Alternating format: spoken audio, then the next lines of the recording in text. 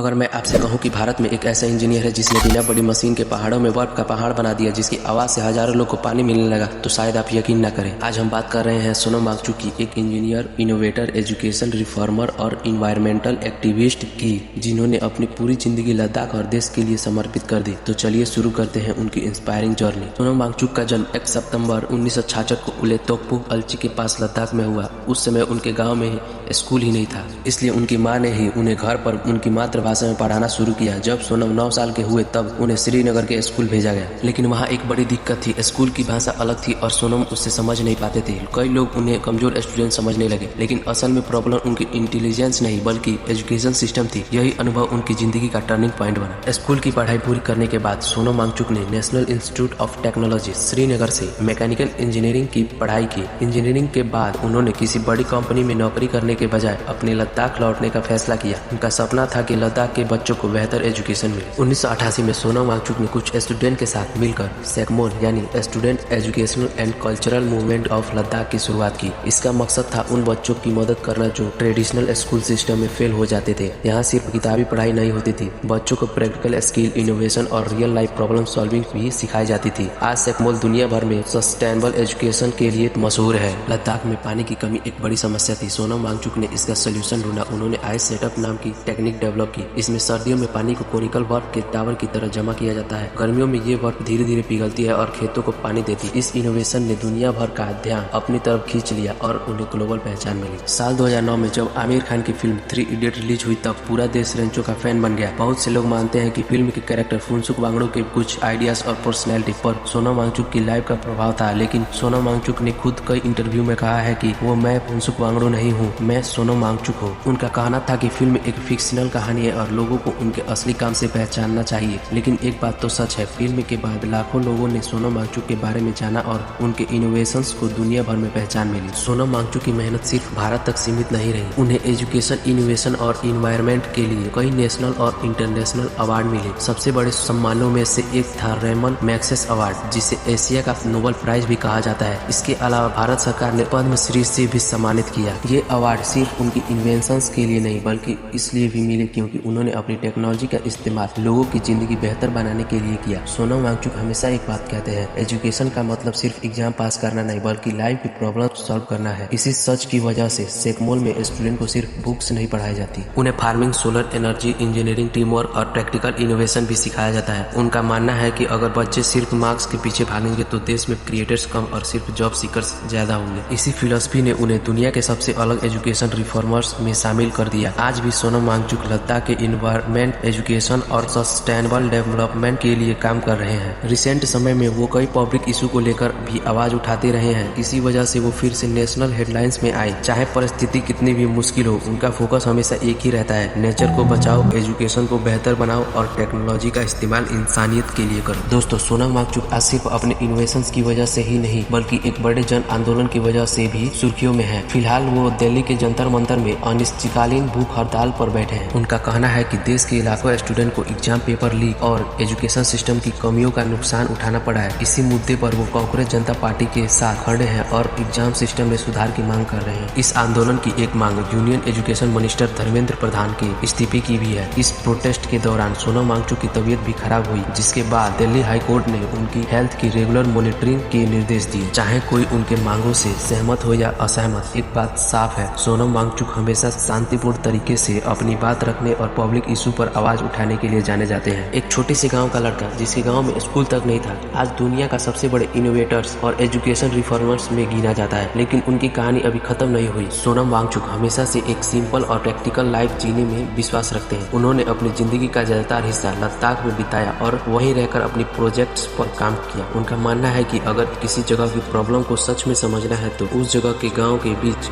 रहकर काम करना चाहिए। आज भी वो मॉडर्न टेक्नोलॉजी और प्रकृति के बीच बैलेंस बनाने की बात करते हैं। उनका फोकस सिर्फ इनोवेशंस बनाना नहीं बल्कि उन इनोवेशंस को लोगों की जिंदगी में काम का बनाना है। सोनम वांगचुक की जर्नी कभी भी आसान नहीं रही। जब उन्होंने लद्दाख के एजुकेशन सिस्टम को बदलने की बात की तब बहुत लोग उनके आइडिया से सहमत नहीं थे। कई लोगों को लगता था कि उनके नए तरीके काम नहीं करेंगे, लेकिन सोनम ने हार नहीं मानी। उन्होंने सालों तक मेहनत की, स्टूडेंट्स के साथ काम किया और धीरे धीरे उनके रिजल्ट सबके सामने आने लगी। हाल के सालों में भी उन्होंने लद्दाख के इन्वायरमेंट और लोगों के अधिकारों से जुड़े मुद्दों पर शांतिपूर्ण तरीके से आवाज उठाई। इसी वजह से वो देश भर में चर्चा का विषय बने। ये दिखाता है कि उनके लिए सिर्फ इनोवेशन ही नहीं बल्कि समाज की भलाई भी उतनी ही जरूरी है। अगर सोनम वांगचुक की लाइफ को देखें तो उनकी सक्सेस कुछ खास प्रिंसिपल पर टिकती है। प्रॉब्लम को पहचान। हर इनोवेशन किसी रियल प्रॉब्लम का सोल्यूशन होना चाहिए। नेचर से सीखो। टेक्नोलॉजी तभी सफल है जब वो इन्वायरमेंट के साथ मिलकर काम करे। एजुकेशन का असली मतलब सिर्फ मार्क्स नहीं बल्कि सोचने और प्रॉब्लम सॉल्व करने की क्षमता ही असली शिक्षा है। Local solution. हर जगह की प्रॉब्लम का सोल्यूशन वहीं के रिसोर्सेज से भी निकाला जा सकता है। कभी सीखना मत छोड़ो। इनोवेशन उन्हीं लोगों के पास आता है जो रोज कुछ नया सीखने की कोशिश करते हैं। आज की दुनिया में बहुत लोग सक्सेस को सिर्फ पैसा और फेम से नापते हैं, लेकिन सोनम वांगचुक की कहानी हमें सिखाती है कि असली सक्सेस वो है जो दूसरों की जिंदगी को बेहतर बना दे। एक छोटे से लद्दाखी गांव से निकला लड़का जिसके गांव में स्कूल तक नहीं था, आज उसके आइडियाज को दुनिया भर के इंजीनियर्स, टीचर्स और इन्वायरमेंटल एक्सपर्ट्स पढ़ाते हैं और समझते हैं। ये सिर्फ एक इंसान की सक्सेस स्टोरी नहीं बल्कि एक सोच की जीत है। दोस्तों, सोनम वांगचुक ने हमें ये सिखाया है कि अगर आपके पास बड़ी डिग्री ना हो तब भी आप बड़े काम कर सकते हैं, और अगर आपके पास बड़ी सोच हो तो आप दुनिया बदल सकें। उन्होंने हमें बताया कि इनोवेशन का मतलब सिर्फ नए गैजेट्स बनाना नहीं बल्कि लोगों की असली प्रॉब्लम्स का सोल्यूशन ढूंढना है। इसी वजह से आज सोनम वांगचुक सिर्फ भारत ही नहीं बल्कि पूरी दुनिया के लिए इंस्पिरेशन बन चुकी है। अगर आपको ये बायोग्राफी पसंद आई तो